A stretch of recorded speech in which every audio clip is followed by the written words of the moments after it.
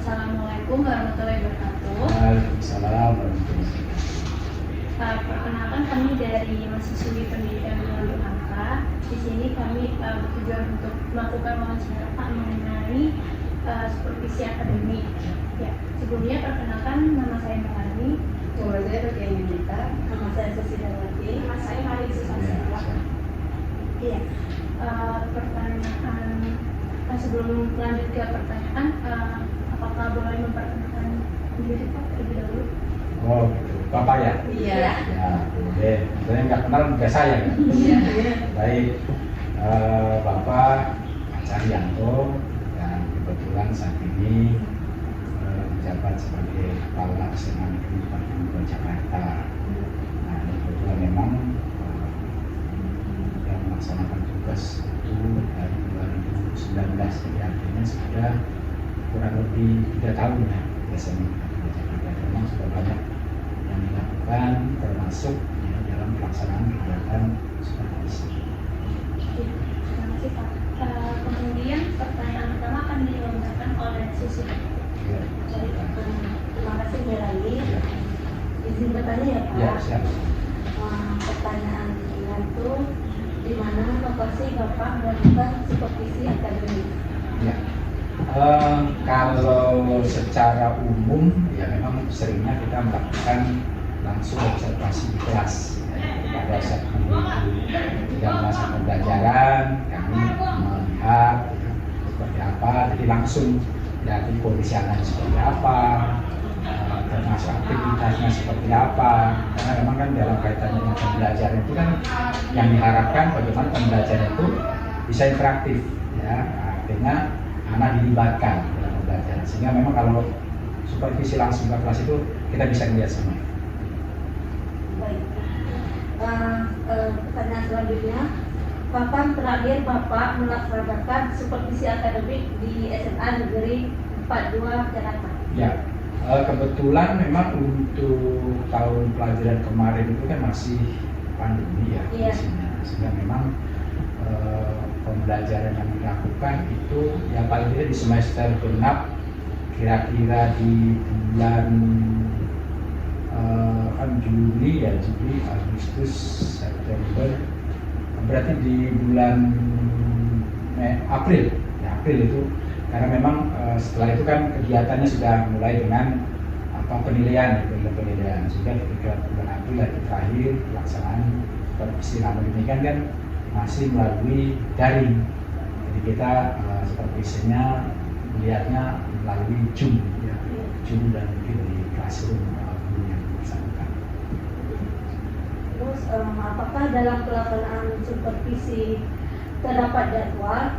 Terus apakah siapakah yang akan melakukan supervisi apabila kepala sekolahnya tidak hadir? Oh iya, jadi memang untuk supervisi ini kan memang terjadwal dan memang ini untuk penyusunan jadwal memang bapak ya mungkin lain kepala sekolah beda ya. Itu memang saya percayakan dengan dari tim kurikulum, karena memang kan supervisi kan kaitannya dengan jadwal pembelajaran, sehingga kalau misalnya tim kurikulum dan terutama yang mereka yang menyusun jadwal sehingga tahu persis, jadi nanti di jam sekian hari apa, itu di kelas berapa, mata pelajaran apa, sehingga nanti itu penyusunan jadwalnya kan enak. Jadi memang dari tim kurikulum. Terus kaitannya dengan supervisi itu memang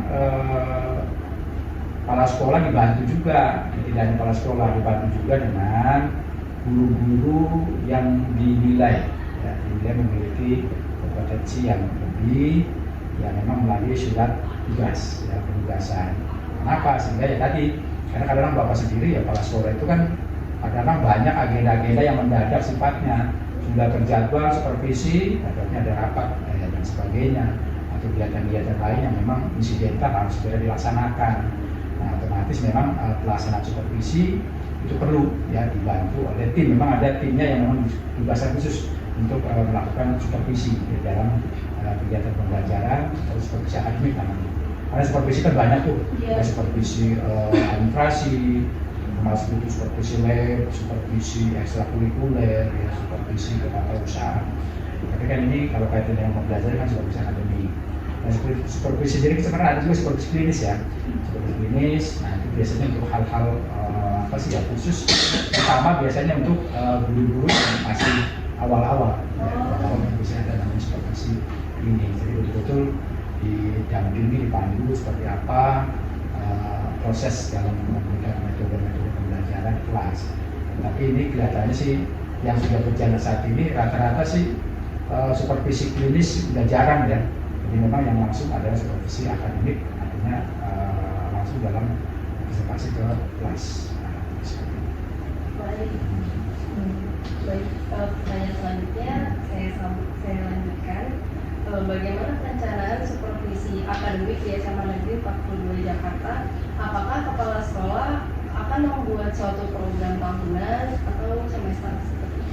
Ya, jadi memang ini nak untuk kaitannya dengan supervisi akademik itu kan pertama itu kan harus dibuat penjadwalan. Dan itu memang harus ada pemberitahuan juga dengan gurunya, sehingga artinya dalam melaksanakan pembelajaran itu ya paling tidak mereka juga harus disesuaikan dengan kalau dulu kan RPP ya, rencana pembelajaran, tapi kan kalau sekarang itu kalau karena kurikulum merdeka ya ini kan berarti kan dengan modul ajarnya kan gitu. Jadi satu, sehingga memang ini perlu ada kesiapan, sehingga ada pemberitahuan.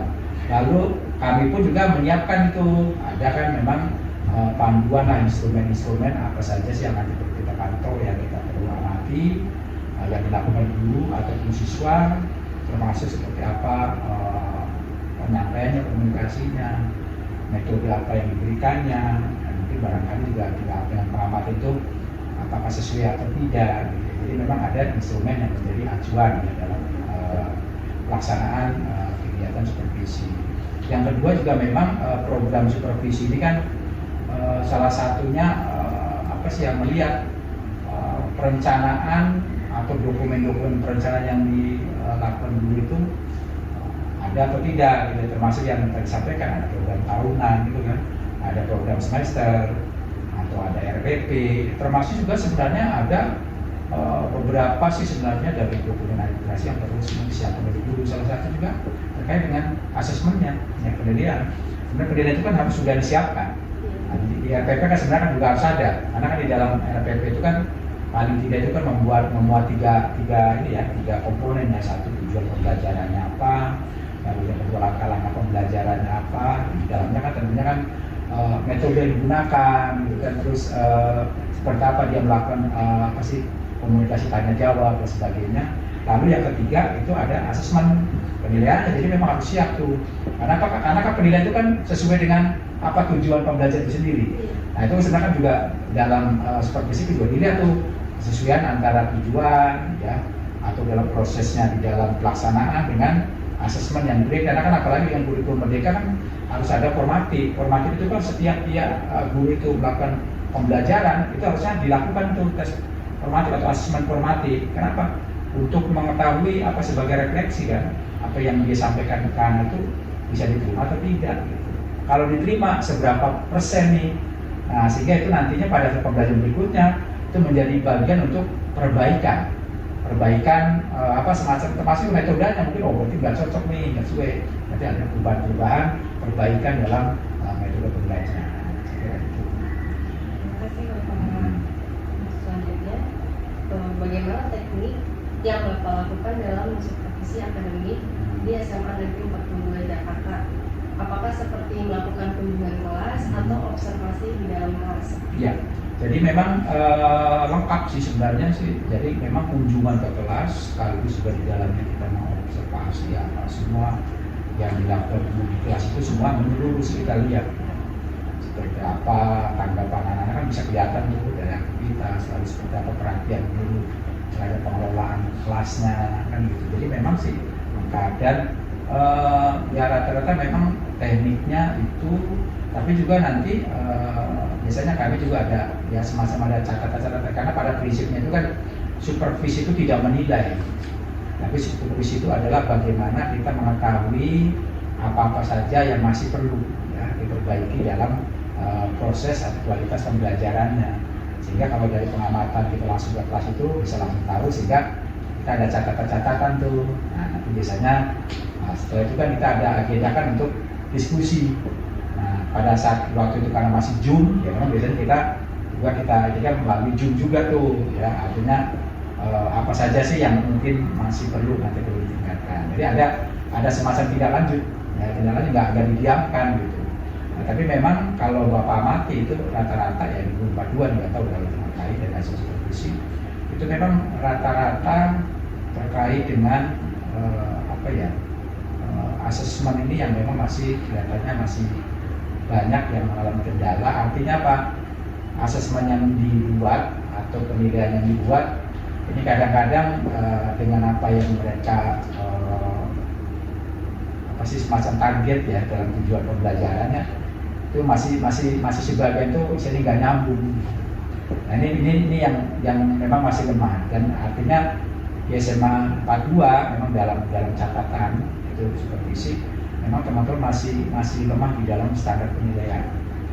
Artinya termasuk juga melihat bobot lah ya, bobot soal yang dibuat itu juga kadang-kadang saya lihat itu juga masih levelnya itu harusnya kan kalau dalam membuat asesmen penilaian itu kan sebenarnya levelnya juga harus sudah tercapai situ, apakah C1, C2, C3 dan seterusnya. Ini kadang-kadang tuntutannya misalnya C3 tapi soal yang dibuatnya masih C1, C2. Jadi ini maksudnya. Jadi memang beberapa kali kita melakukan pelatihan sih. Salah satu tindak lanjutnya itu karena melihat seperti itu, maka kami sekolah juga beberapa kali mengadakan pelatihan terkait dengan bagaimana cara membuat soal yang baik, ya, yang sesuai. Apalagi sekarang itu kan dengan harus hot ya, harus hot. Apalagi sekarang itu tantangannya juga kan AMDK nih, asesmen nasional itu kan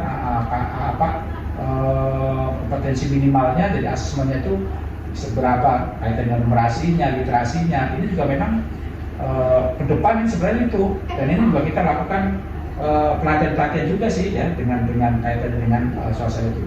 Bahkan kami juga di sekolah untuk karena tahu seperti itu ya kelemahan di dalam membuat soal, termasuk apalagi ya, atau soal-soal yang ya model-model AN lah ya, asesmen nasional itu kan banyak jenisnya, itu kan banyak tipenya. Nah ini kan kadang-kadang guru sendiri kan juga kan untuk tipe-tipe tertentu itu kan masih istilahnya masih baru kenal juga ya, paling yang biasa kan yang ini bilang ganda gitu kan, mungkin esai apa isian singkat. Tapi kan kalau menjodohkan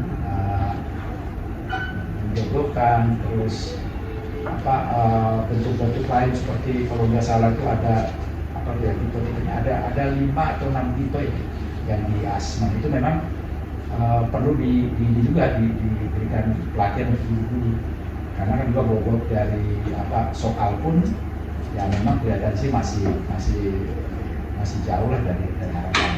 Sehingga ini mungkin satu pengamatan dari supervisi yang memang kita lanjuti adalah berkaitan dengan penilaian. Kalau metode ya itu sebenarnya sih relatif ya.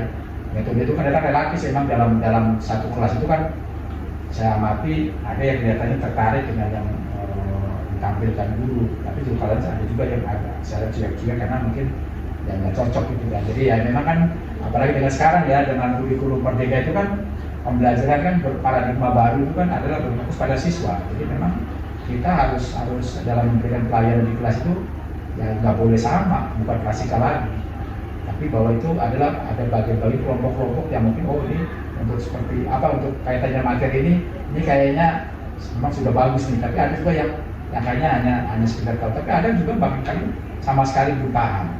Nah itu memang kita harus bisa mengkelaskan tuh, sehingga pada saat memberikan soal formatif pun itu sebenarnya juga harus ada beberapa tipe ya, sehingga jangan sampai soal formatif yang mungkin ini untuk yang anak yang boleh katakan sih dinilai kelas atas lah gitu ya, itu sebenarnya walaupun seharusnya sih nggak boleh dikelompokkan, tapi itu menjadi bagian kita guru itu harus tahu, ini hasil ini yang kelompok ini untuk matematik, ini berarti yang sedang ini yang masih perlu perhatian khusus.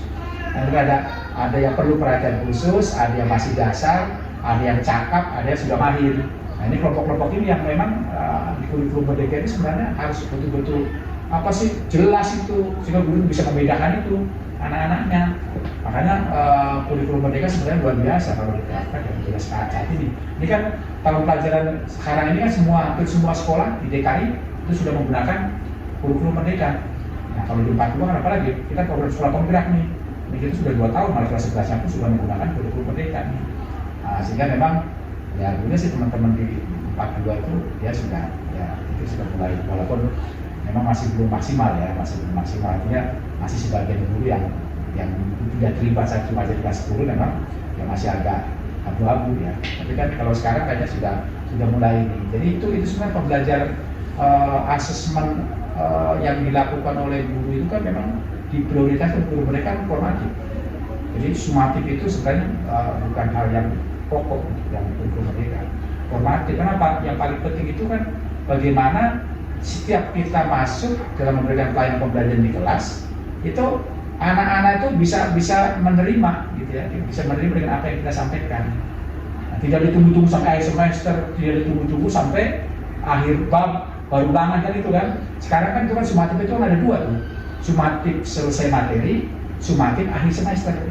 Nah disini sumatif, gitu. Tapi kan memang target untuk kurikulum merdeka itu hanya formatif sebenarnya kuncinya. Sehingga bahwa anak itu memang jangan sampai itu udah terlalu istilahnya tertinggal.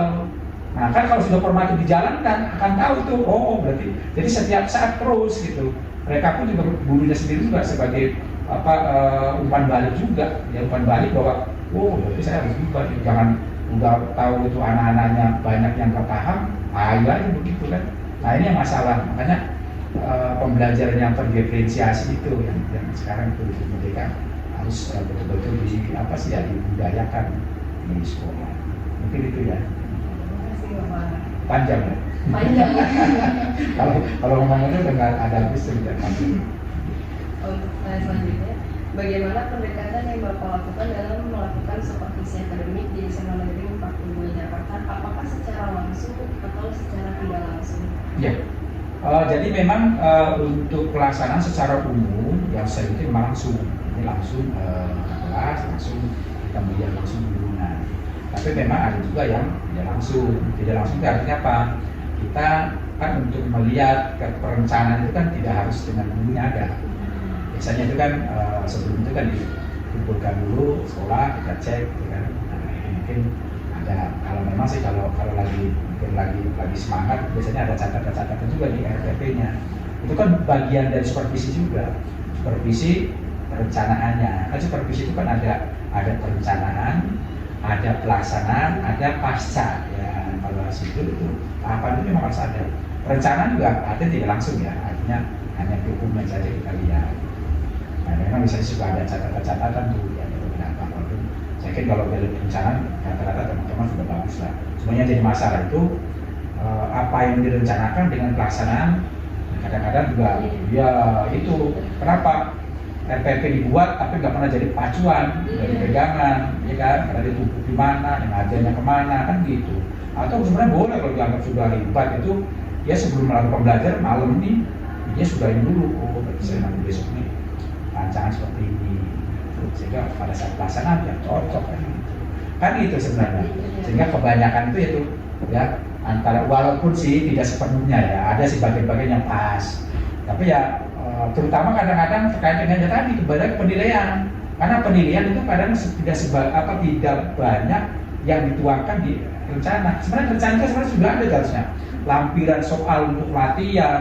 Kalau sekarang apalagi ya kaitan dengan kurikulum merdeka, soal untuk formatif, soal untuk istilahnya semacam pengayaan kan itu begitu adanya kan pasti ada anak-anak yang sudah hebat nih. Nah, seperti apa? Jangan sampai anak yang hebatnya dibiarkan begitu. Tapi kita siap juga soal yang menantang.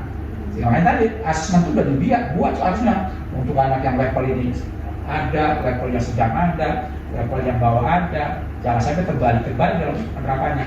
Ini kunci pentingnya. Makanya memang di dalam supervisi perencanaan aku melihat seperti apa sih RPP teman-teman. Karena di dalam RPP itu kan ada langkah mengajarnya, ada penilaiannya ya, soal yang mau digunakan lah istilahnya gitu. Ini cocok nggak sih dengan gitu. Nah kira-kira seperti itu. Jadi bisa langsung, bisa tidak langsung gitu ya. Jadi artinya karena apa? Memang dan juga yang tidak langsung itu kadang-kadang juga bisa suka sambil ini setelah itu suka ngobrol dengan anak-anak ya di kelas itu. Gimana tadi? Nah, gitu kan. Ada kan kalau nggak sama gurunya mah kan suka juga terbuka juga kan gitu. Makanya memang sekarang kurikulum merdeka umpan balik refleksi itu wajib. Kenapa? Itu penting.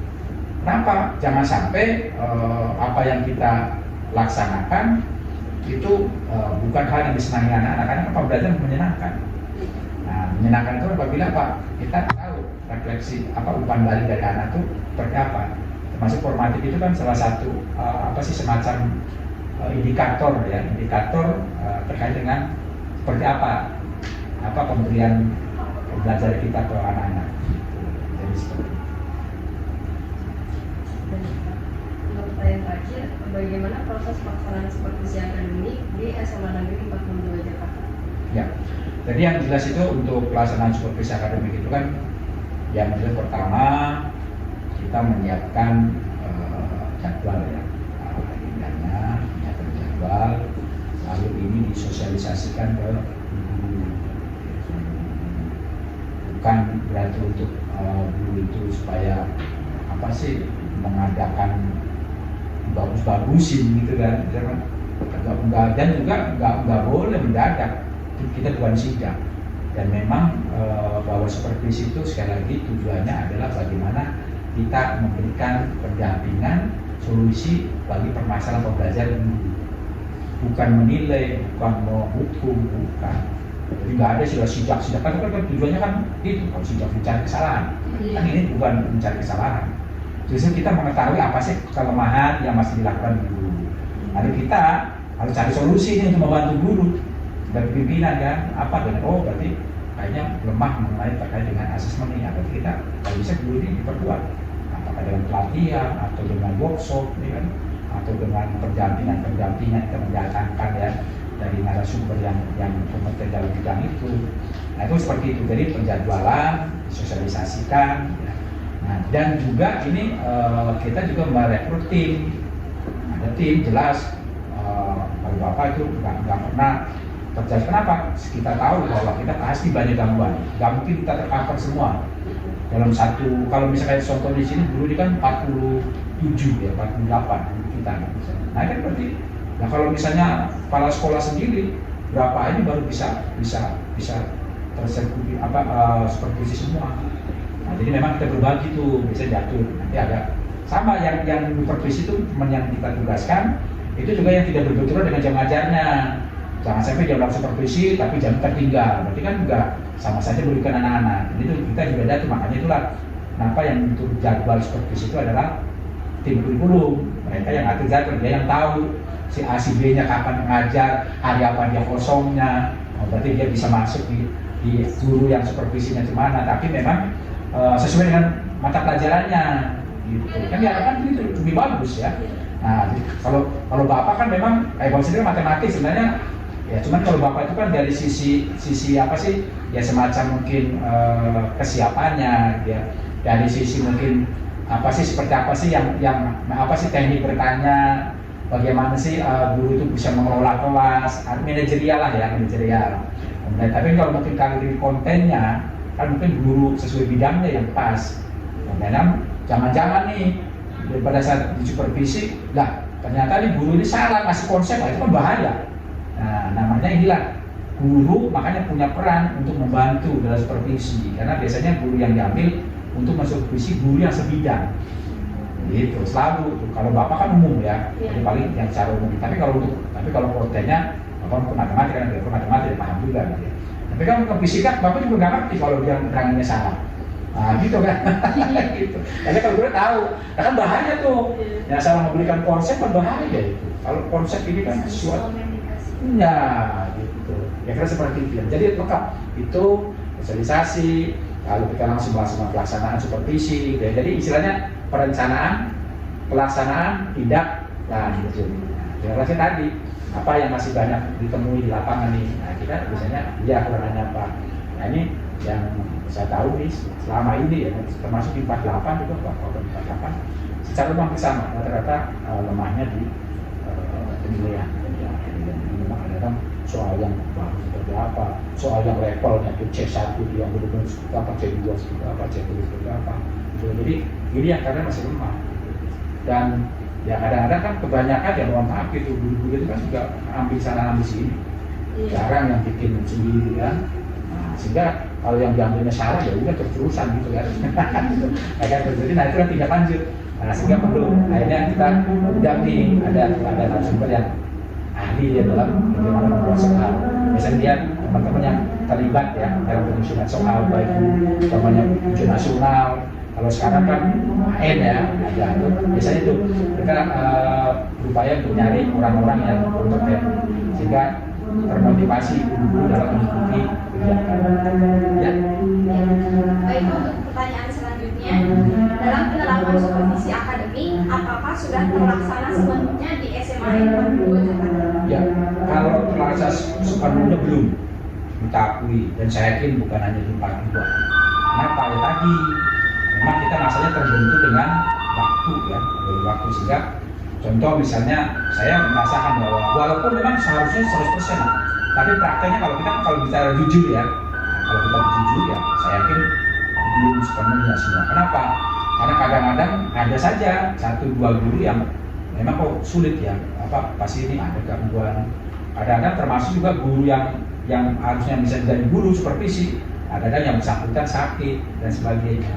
Nah, sehingga pada saat waktu sudah selesai, katanya belum sempat supervisi. Walaupun secara prakteknya kalau untuk secara pengamatannya tadi ada yang tidak langsung memang pasti kena semua sih, tidak langsungnya, termasuk kayak perencanaannya, gitu ya. Tapi memang untuk observasi langsung kunjungan langsung di kelas ini memang ada 1-2 yang kadang-kadang tidak bisa terlaksana gitu ya, tidak terlaksana. Ya, gitu. Kemudian apa yang menjadi hambatan dalam pelaksanaan supervisi akademik di SMA N 42 Jakarta? Ya sebenarnya sih kalau secara hambatan ya tantangan itu hal-hal yang lain sih kan nggak ada ya, cuma ya tadi aja sebenarnya karena waktu ya, waktu dari tim yang pensupervisi lah, supervisornya lah gitu ya. Supervisornya ini kan yang kadang-kadang banyak juga agenda-agenda yang sifatnya mendadak, insidental, sehingga itu menjadi kendala utama. Apalagi kemarin pada saat pandemi ya, dengan Zoom itu kan kadang-kadang kendalanya apa? Ya kita nggak bisa mengamati secara langsung ya seperti apa. Karena kadang-kadang anak-anak yang suruh buka kamera saja itu juga kadang-kadang juga agak sulit juga, dan kita juga nggak bisa apa-apa juga di situ. Wah, nggak mungkin banting-banting itunya kan akhirnya kan, atau laptop video kan. Nah itu jadi memang sulit, itu memang terkendala pada saat itu ya, pada saat pandemi itu adalah situasi COVID. Yang kedua juga tadi dengan PJJ itu ya udah kurang maksimal lah gitu dalam pengamatan, jadi komunikasikan, karena dalam supervisi itu kan sebenarnya bagaimana sih kendala dalam pembelajaran, sehingga itu akhirnya kita bisa membantu untuk meningkatkan kualitasnya pembelajarannya. Nah ini memang hambatan dari waktu dan juga kondisi keadaan COVID itu memang sangat ya menjadi tantangan sih. Tapi kalau yang lain-lain sih nggak ada, karena ya pada prinsipnya itu kan justru kita kan sama-sama di dalam ya, sama-sama, dan ya memang sih hambatannya ada juga sih secara itu artinya kecil lah. Kadang-kadang ini guru itu kalau sudah dijadwal supervisi suka ada juga sih tantangannya yang dengan berbagai ini takutan dan sebagainya. Ada tuh dengan supervisi ada aja ya, mungkin ya karena pas sakit dianya itu kan. Kadang-kadang yang disupervisinya sakit atau yang mensupervisinya sakit. Jadi kondisi keadaan itu yang mungkin hambatan. Lalu apakah ada guru di SMA N 42 Jakarta yang belum bekerja sesuai profesinya?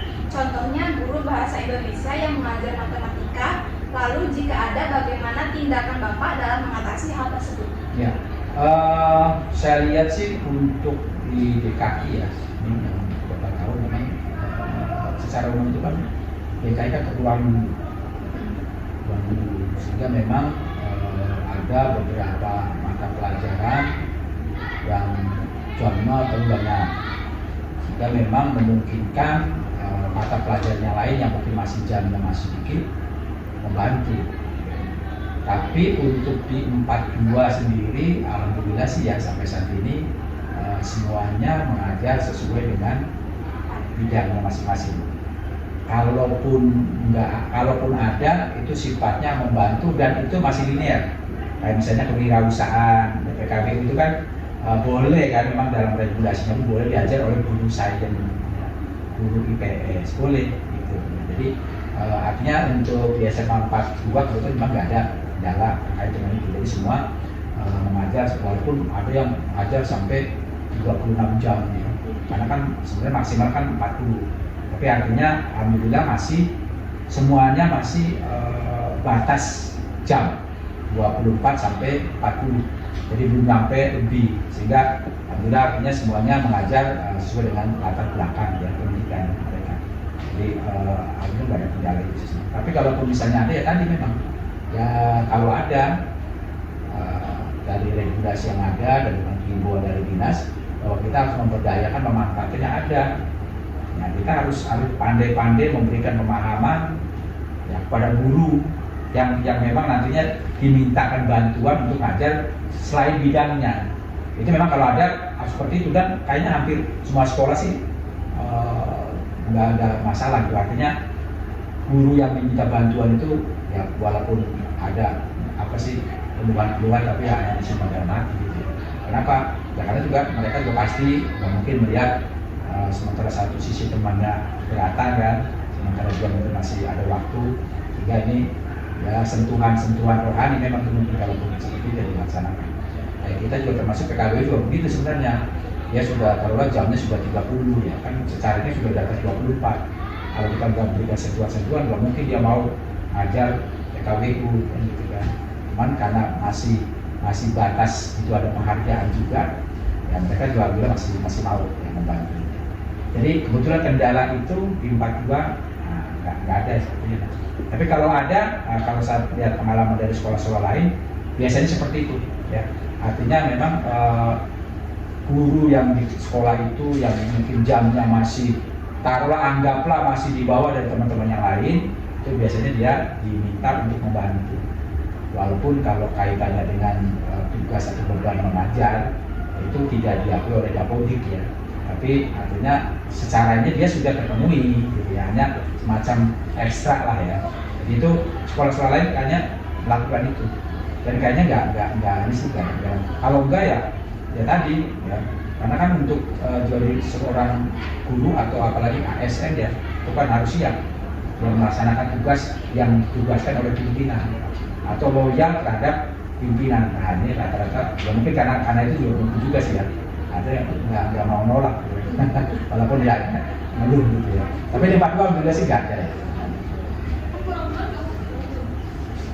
Baik Pak, selanjutnya dari adanya pelaksanaan perencanaan ataupun semua kegiatan yang berkaitan dengan supervisi akademik ini, menurut Bapak apa yang Bapak rasakan dampaknya seperti dampak positif ataupun manfaat dari ya, yang jelas ini bahwa yang tahu kekurangan kita itu kan atau masih ada sesuatu yang salah dari diri kita itu kan pasti orang lain.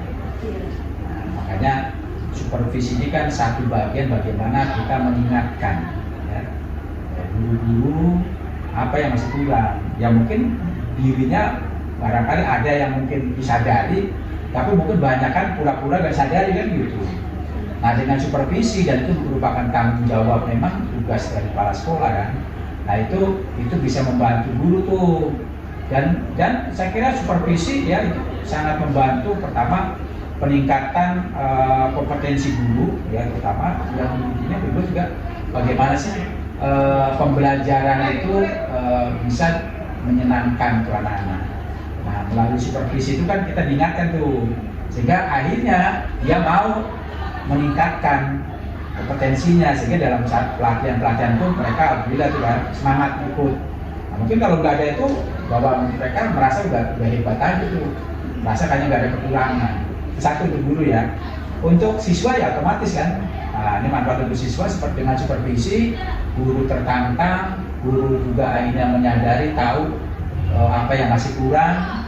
Nah, sehingga dia pun juga tentunya mau juga untuk mengikuti kegiatan-kegiatan peningkatan pengembangan ya dirinya, ya pastilah berdampak ke siswa ya. Siswa juga mungkin yang tadinya taruhlah dari satu kelas itu 60% yang suka gitu ya, itu kadang-kadang dengan setelah supervisi lalu mengadakan perubahan-perubahan baik cara ngajarnya dan sebagainya, itu bisa 70-80% tuh anak-anak sudah ya senang. Apa itu bisa dilihat itu dari hasil ulangan pada saat sebelum supervisi dengan ulangan-ulangan yang setelah supervisi, pasti ada perbedaan presentasi nilai yang anak-anak yang tuntasnya gitu ya. Nah, mudah-mudahan itu asli gitu kan, itu dari laporan dari guru pada saat melaporkan hasil belajar anak-anak pada saat penginputan rapor gitu ya. Jadi bisa dilihat dari situ, jadi yang jelas berdampak positif. Dan juga untuk Bapak sendiri, kepala sekolah atau yang teman-teman yang mensupervisi, akhirnya mereka juga saling berkolaborasi, berbagi itu, karena dia memang pada saat itu berada di ruangan kelas untuk mensupervisi anak, mensupervisi temannya, itu kan posisinya dia melihat, memantau kekurangan. Mungkin dia pun sama, yang mensupervisi itu juga Bapak supervisi, gitu. Jadi yang mensupervisi, tim yang mensupervisi itu yang mensupervisi kepala sekolah. Termasuk wakil kepala sekolah. Nah, termasuk juga yang mensupervisi itu juga disupervisi juga mungkin oleh wakil. Nah, karena kalau kepala sekolah semua juga kadang-kadang tadi kan wakil dan sebagainya, sehingga bisa dapat dengan wakil, artinya dari jabatan-jabatan. Jadi memang semua saling berkolaborasi. Artinya apa? Tidak ada yang saling menyalahkan, yang ada adalah bagaimana saling melengkapi, ya, saling melengkapi, membantu dan mengingatkan apa yang masih kurang pada diri kita, termasuk yang mensupervisinya kan waktu supervisi juga kita juga masukan. Jadi yang jelas berdampak, cuma ya tadi kendalanya karena ya dengan waktu ya, ini memang kurang maksimalnya karena waktu, tantangannya karena waktu kadang-kadang terbentur, apalagi kan kayak ini kan walaupun masih udah pandemi, udah selesai ini kayaknya masih belum tuntas nih. Ini kan ada beberapa kelas yang harus belajar di rumah juga gitu kan. Dari beberapa sana dari arahan dari puskesmas kan seperti itu. Kalau mungkin banyak ya misalnya klaster sekolah bisa dari 10 pagi sekolah, tapi kalau misalnya memang regulasi yang terbaru sekolah kayaknya nggak ada yang sekolah dia paling kan di kelas kali ya, kelas itu yang memang dinilai dari pemeriksaan itu masih ada yang COVID. Nah, ini kita ada kalau misalnya ada 2 kelas nih yang masih berizin kelas kemarin, maka ada yang periksa sedikit sehingga puskesmas tadi disarankan untuk kelas itu berizin sampai tanggal 29 biasa. Kelas cukup ya. Satu pertanyaan lagi mengenai dari pengalaman Bapak terkait supervisi guru ini, ada nggak rencana ke depan Bapak untuk mengembangkan profesionalisme guru di SMA Negeri 40? Ya, saya kira itu harus terus ya dilakukan. Kenapa? Namanya kompetensi itu kan kadang-kadang terkait dengan perubahan. Sementara perubahan itu kan nggak bakalan berhenti. Perubahan itu kan sesuatu yang pasti. Sehingga termasuk untuk bagaimana meningkatkan profesionalisme guru, yaitu akan terus bergulir seirama dengan regulasi-regulasi yang memang harus kita yang harus kita laksanakan ya. Termasuk kayak contoh sekarang terkait dengan kurikulum Merdeka ini kan memang guru itu kan betul-betul harus memiliki kompetensi, baik itu kompetensi pembelajaran maupun kompetensi dalam bagaimana menyiapkan asesmen. Karena kan asesmen itu kan kalau kurikulum Merdeka itu kan ada asesmen diagnostik, ada asesmen formatif, ada asesmen sumatif. Jadi 3 jenis itu paling tidak kan ini harus dikuasai teman-teman. Nah ini kan tidak sebentar dan tidak dalam waktu singkat, harus terus berjalan, sehingga upaya-upaya untuk bagaimana meningkatkan profesionalisme guru itu nggak ada berhentinya selagi itu memang perubahan itu masih terus ada, gitu ya. Nah sehingga Pak ya salah satunya adalah terus sekolah memiliki program untuk memberikan pelatihan-pelatihan yang workshop pada guru terus-terusan dengan berbagai materi. Ya materinya tentunya disesuaikan dengan apa yang memang tanggung jawab yang dilaksanakan oleh guru terhadap pelayanan pendidikan. Kan gitu aja. Biasanya untuk melakukan kegiatan pelatihan itu berapa kali sebulan atau gimana? Itu yang jelas itu kan kalau masalah waktu itu biasanya tidak harus setiap bulan sekali, enggak. Ya memang biasanya kita kan berkaitan dengan pelatihan itu kan mendatangkan narasumber secara umum ya. Narasumber kan berarti kan ada pendanaan ya, dana narasumber. Nah itu kan tentunya kan dengan disesuaikan dengan anggaran. Nah, jadi pokoknya anggaran maksimal untuk kegiatan pelatihan ini. Nah pokoknya yang jelas itu bisa 5-6 kali ya Pak dalam satu semester ya pelatihan. Jadi ada tidak tentu apa ininya, tapi yang jelas momen-momen tertentu ya itu memang apalagi ada hal-hal yang khusus yang dibutuhkan guru itu melakukan pelatihan, itu biasanya bisa kita langsung programkan.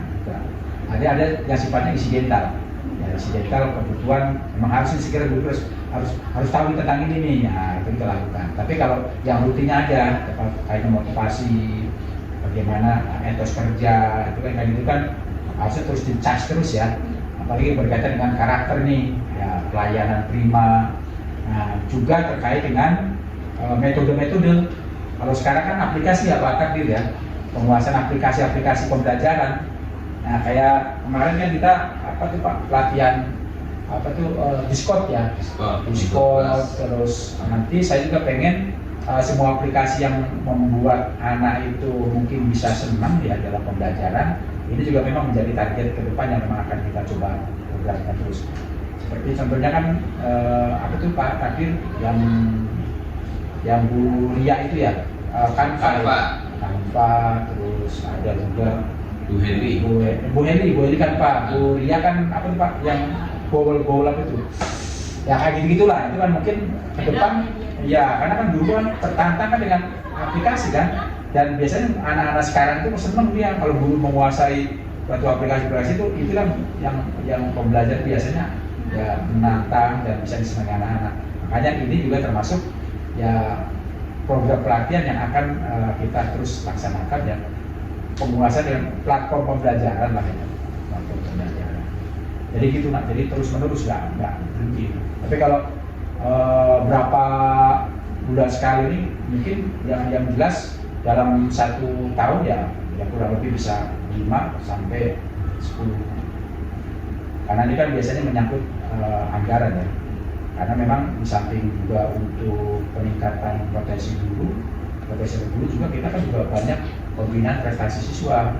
Di anggaran juga berbagi juga untuk pembinaan seperti OSN, PS2N, terus sekarang itu kan asesmen nasional juga, ini juga kita perlu ada penguatan juga. Apa sih pelatihan lah ya, dari yang memang ahli lah, juga seperti di OSN.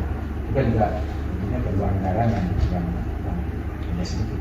Ya memang dengan anggaran yang ada kita maksimalkan untuk pengembangan SDM, artinya baik guru maupun siswa. Iya Pak, terima kasih. Cukup sekian wawancara dari kami Pak. Terima kasih atas waktunya. Ya sama-sama. Ya mudah-mudahan artinya ini kan penjelasan singkat lah ya. Iya. Jadi mudah-mudahan itu kalau secara pengen tahu yang sebenarnya gimana supervisi, nah itu kan bisa tuh. Kalau sekarang dulu perbanyak kan. Nah ini supervisi nanti ini kan akan jadi itu ya calon-calon.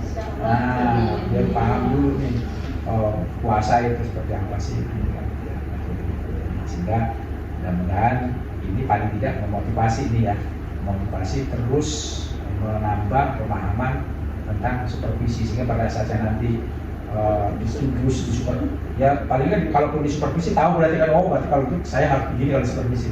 Apalagi kalau nanti kita sebagai supervisor yang mensupervisi, nah itu sudah tahu tuh iya ya berarti saya siapin. Nah gitu ya. Mudah-mudahan bermanfaat ya dan lancar, sukses ini.